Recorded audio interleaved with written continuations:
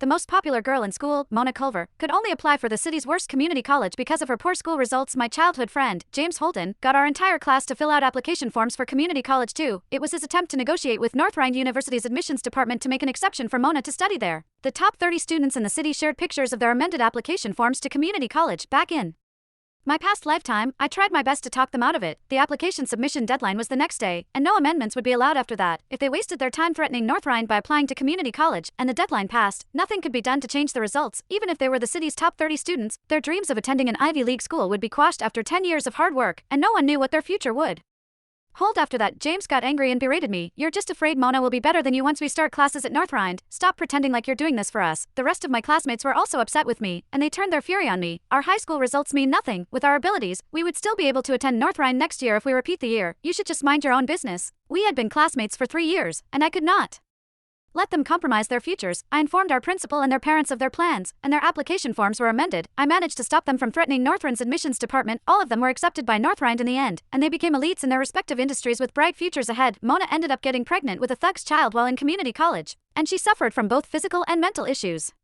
She fell into deep depression and even attempted suicide several times. James broke down when he learned the truth, and he blamed it all on me. He worked with our classmates to fabricate evidence that I committed plagiarism, and they poisoned my drink. Even my parents were burned to death by a patient from a mental hospital. When I was reborn into this lifetime, I saw James change our group chat's name into Fight for True Love. Let's go to North Rhine together. I left the group without hesitation and blocked everyone's numbers. Chapter: When I was poisoned and on my deathbed, Mona Culver arrived by my bedside with reporters in tow. She cried sadly. When every classmate of mine was willing to give up going to North Rhine, the country's top university, Celeste Somner insisted on reporting this issue. Because of her, I ended up in community college instead. Celeste used to bully me back in high school because she always thought I was stupid. She would look at me condescendingly whenever I had questions about our homework and insult me, telling me that a girl with an IQ like mine should just quit school and marry a man. When I started at community college, she was jealous of me when she found out James Holden had a crush on me, so she paid some hooligans to assault me. Regardless, we were still classmates, so it makes me so sad to hear about her getting poisoned. Mona's sadness touched the internet, and a huge discussion erupted online. Which is more important, a person's character or their education level? Our classmates came forward as witnesses, backing up Mona's story. They claimed that Mona had always maintained good results, but she had accidentally gotten food poisoning before her final exam, which affected her usual standard of performance. The local education department held a last-minute meeting and decided to make an exception for her, giving her a spot in college.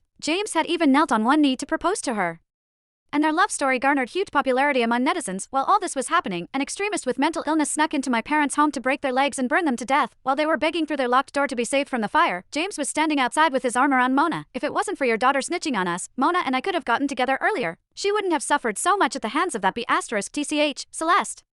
Either Mona and I should have reunited in North Rhine, but we were forced to be apart for such a long time because of your daughter's doing. Your family deserves to die like this."